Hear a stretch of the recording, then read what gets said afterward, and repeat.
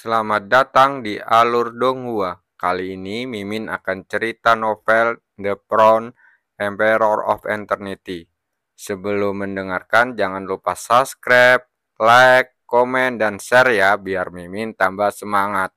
Selamat mendengarkan. Melanjutkan episode sebelumnya, Tia Sensi menatap Kian Yungke dengan marah. Kau benar-benar pandai merencanakan. Kau bahkan berhasil menipu ketua sekte ini. Kali ini, Sekte Tianshengnya terpukul hebat dengan kekuatannya merosot gratis. Jika bukan karena dia master sekte yang masih memimpin, sekte itu pasti sudah runtuh sejak lama. Oleh karena itu, kebenciannya terhadap Gian Yungke tidak kalah besar dibandingkan dengan kebencian terhadap Chu Guangsheng. Mendengar niat membunuh dalam nada bicaranya, Gian Yungke tersenyum tipis. Sekarang bukan saatnya bagi kita untuk membalas dendam. Anak itu sedang mencoba menerobos ke ranah Laut Pahit. Jika dia berhasil, kita tidak akan pernah bisa mendapatkan benda-benda dari alam rahasia itu lagi. Tian Sensi mendengus dingin. Betapapun liciknya kamu telah lolos dari perangkap ini. Ekspresi wajah Kian Yungke langsung muram.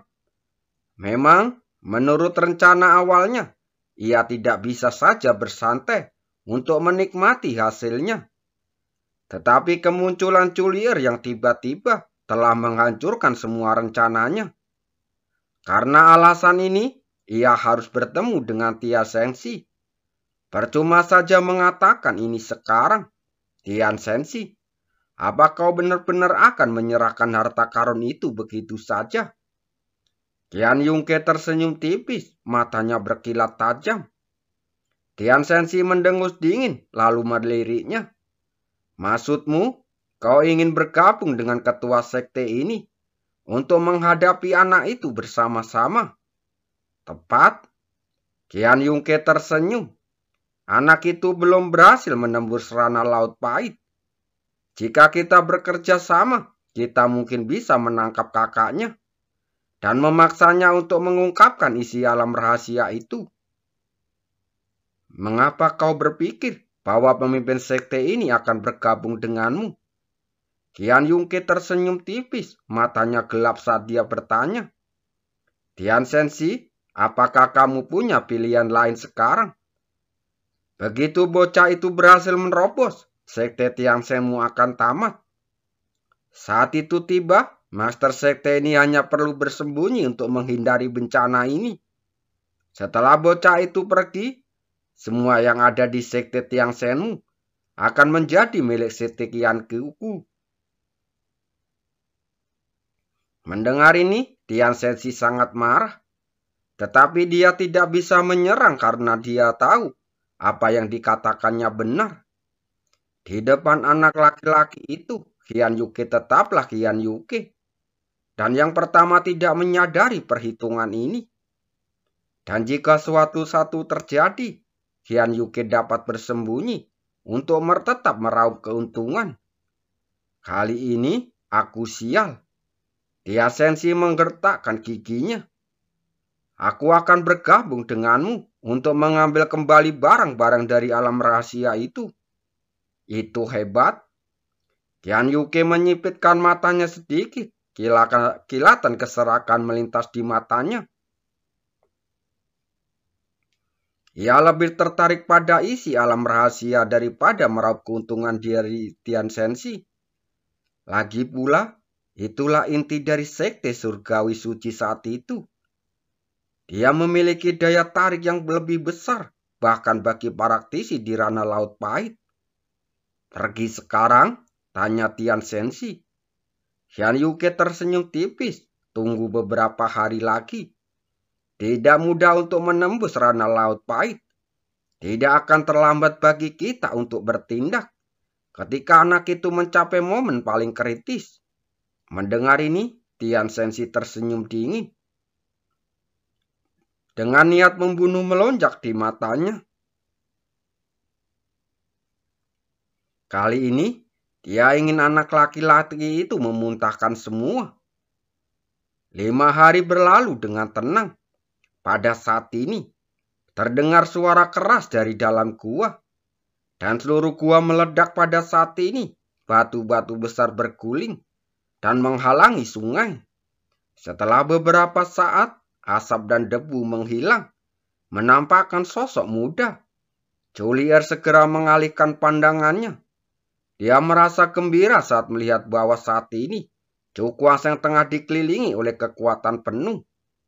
Seluruh tubuhnya bersinar dengan cahaya, dan matanya penuh dengan cahaya spiritual. Tanda-tanda seperti itu adalah tanda telah mencapai batas Rana Yin-Yang. Cukuaseng menghela nafas panjang. Matanya langsung berbinar. Dia perlahan mengepalkan telapak tangannya dan langsung mengeluarkan raungan panjang ke arah langit. Setelah masa penyempurnaan ini, dia akhirnya mencapai batas alam Yin-Yang dan hanya selangkah lagi dari Rana Laut Pahit. Kekuatan dalam tubuhku kini telah terisi penuh. Aku hanya butuh kesempatan untuk menerobos ke Rana Laut Pahit. Dengan pengalaman yang diperoleh dari alam rahasia, dia sekarang percaya diri untuk menerobos ke Rana Laut Pahit. Tidak heran saat itu Tian Sensi begitu cemas dan ingin mendapatkan warisan ini. Hanya ketika ia berada di ambang terobosan, ia baru dapat merasakan nilai dari pengalaman-pengalaman tersebut. Tanpa pengalaman kultivasi ini, ia mungkin tidak akan mampu menembus Rana Laut Pahit. Bahkan jika dia menghabiskan 10 tahun lagi.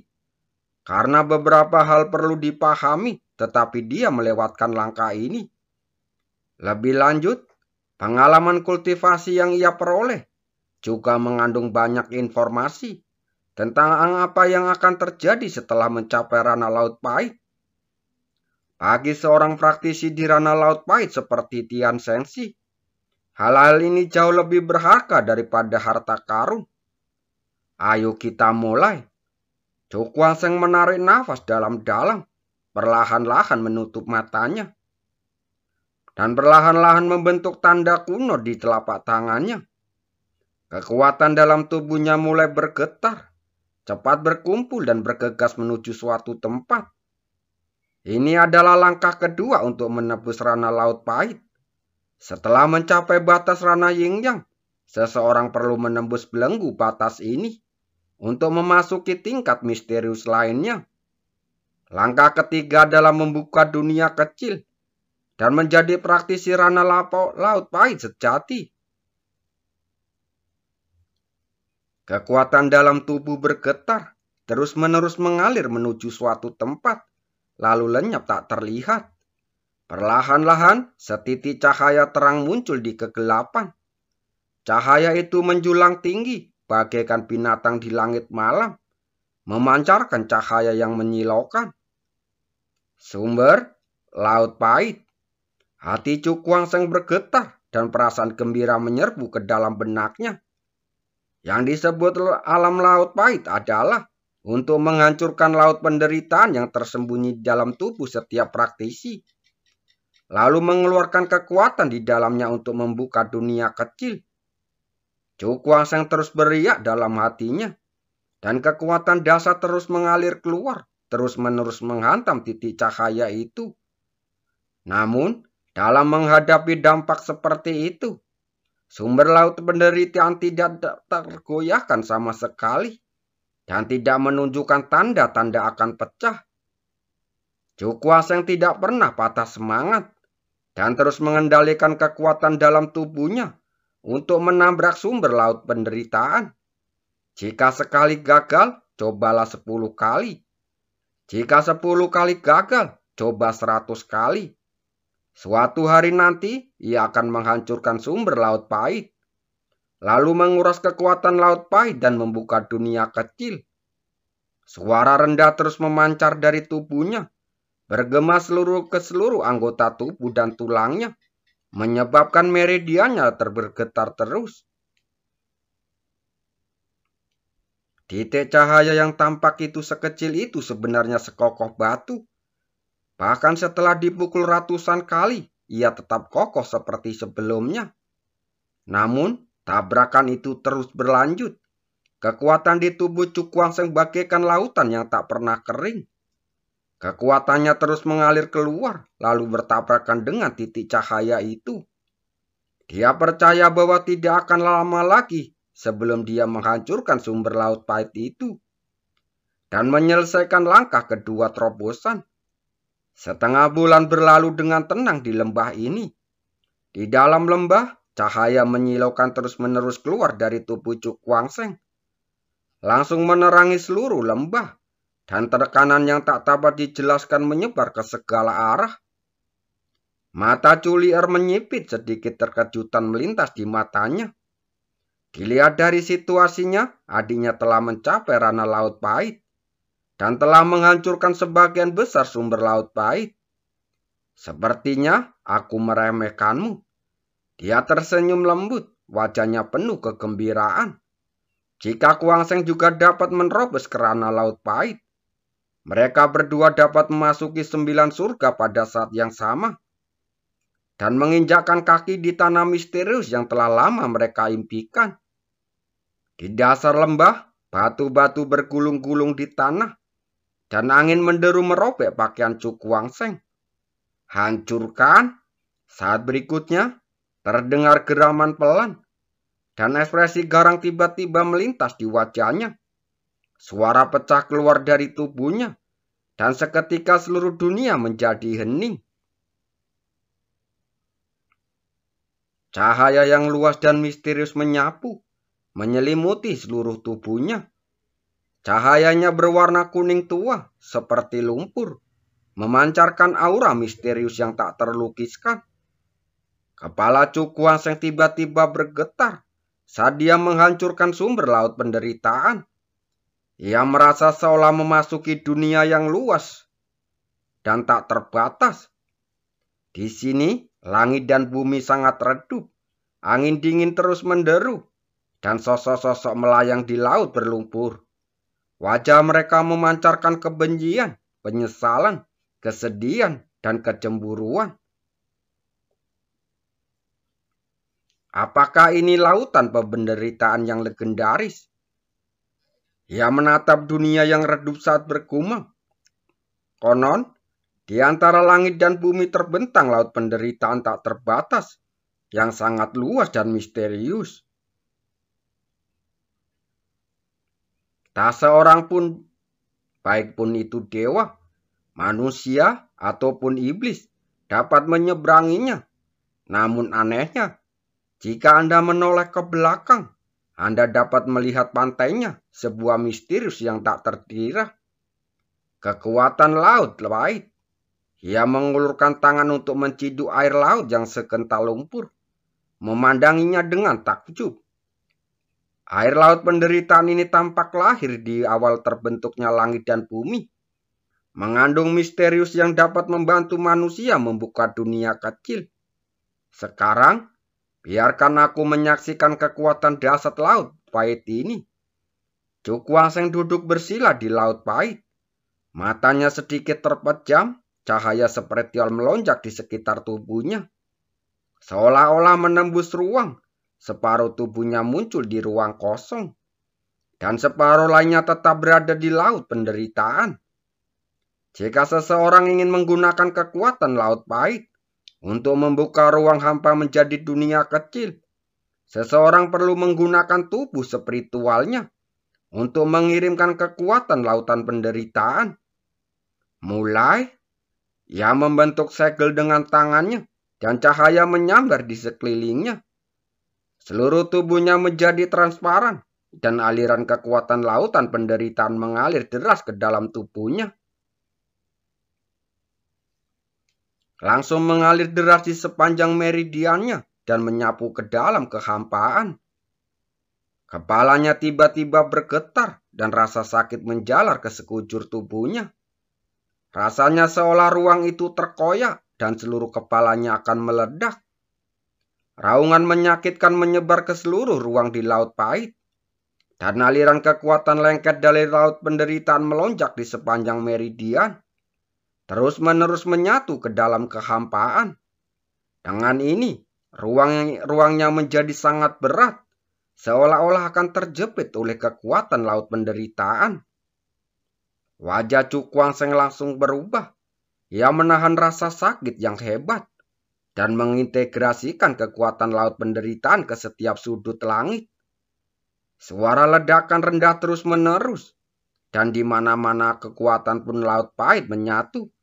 Ruang angkasa langsung meledak. Gelombang kekuatan dahsyat menyapu, menghantam ke seluruh langit. Kalau saja tidak ada menara pembatas warna-warni yang menjaganya saat ini, satu benturan ini mungkin sudah cukup untuk menghancurkan ruang geraknya. Mengapa kekuatan lautan penderitaan yang mengalir ke dunia hampaku begitu dahsyat? Mata Cukuang Seng berkedip-kedip. Ia tidak mampu mengendalikan kekuatan yang datang ini. Mungkinkah karena menara ruang waktu ini? Saat ini pikirannya tertuju pada pagoda berwarna-warni itu. Lagi pula, ia tidak bisa memikirkan alasan lain. Karena menurut pengalaman para pendahulu sekte Tiansheng yang telah menerobos ke ranah laut pahit, kekuatan laut penderitaan yang kini mengalir ke dalam ke alam hampa miliknya 10 kali lipat lebih besar. Angka ini di luar imajinasi dan sangat menakutkan. Kita tidak bisa terus seperti ini. Dunia luar angkasa tidak akan mampu menahan kekuatan laut penderitaan yang begitu kuat. Meskipun semakin besar kekuatan yang dimiliki seorang praktisi di lautan penderitaan, semakin kuat pula dunia kecil yang dapat diciptakannya. Seperti kata pepatah, terlalu banyak kekuatan bukanlah hal yang baik. Itu dapat menyebabkan kegagalan dalam terobosan seseorang. Mengapa kekuatan laut pahit di tubuh orang gila ini begitu mengirakan? Ekspresi terkejut melintas di wajah Culiar. Saat dia menerobos ke ranah laut pahit, tuannya sudah terkejut. Karena kekuatan laut pahit yang dipanggilnya 7 kali lipat lebih besar dari manusia biasa. Dan ini karena fisiknya yang istimewa, yang menyebabkan perubahan menakjubkan ini. Namun kini, kekuatan laut penderitaan yang ditarik oleh adik laki-lakinya telah melampaui miliknya. Mencapai lebih dari 10 kali lipat. Situasi ini sungguh tidak pernah terdengar. Aku ingin tahu apakah dia bisa menyeberangnya. Culiar bergumam dengan ekspresi serius. Penciptaan dunia kecil ini mungkin tampak seperti usaha kecil. Tetapi bahaya di dalamnya jauh lebih besar daripada kesengsaraan Yin Yang. Jika seseorang tidak berhati-hati, ia bahkan mungkin tidak tahu bagaimana ia mati. Di dalam lautan penderitaan, seluruh tubuh Cukuang Seng bergetar hebat. Kekuatan dahsyat laut penderitaan itu begitu dahsyat. Ia tidak peduli apakah ia mampu menahannya atau tidak. Ia menyerbu dengan liar ke dalam kehampaan dan menghantam ruang angkasa ke segala arah. Dia meraung ke langit, wajahnya sangat ganas. Urat-urat di lehernya menonjol dan kulitnya sangat merah. Tidak, dunia kecil tak sanggup lagi menahan dahsyatnya lautan penderitaan ini. Kekuatan lautan penderitaan ini terlalu mengerikan, hampir menghancurkan sepenuhnya. Namun, ia tidak mampu mengerahkan kekuatan apapun, karena saat ini memilih untuk menyerap kekuatan laut penderitaan. Ia tidak mampu untuk berhenti. Hanya 2 hasil akhir, kehancuran atau kelahiran kembali. Langit mulai bergetar hebat dan dipenuhi dengan kekuatan dahsyat, menyebabkan pengembang dengan cepat puluhan kali lipat, seolah-olah mencoba melepaskan diri dari tubuhnya. Daging di antara kedua alisnya mulai terkoyak, dan darah merah menyembur keluar, mewarnai seluruh wajah menjadi merah. Cukuang Seng memegang kepala dengan kedua tangan. Rasanya kepalanya hampir meledak. Itu membuatnya hampir gila. Ia hampir kehilangan sedikit kesadaran terakhirnya. Namun, semakin sering ia seperti ini, semakin ia harus menggertakkan gigi untuk menahan diri agar tidak pingsan. Kalau tidak, semua usahanya akan sia-sia. Mata Chu Guangsheng langsung memerah. Ia mati-matian mempertahankan secara kejernihan terakhir. Namun, menghadapi dampak lautan penderitaan, kegigihan ini selalu ada batasnya.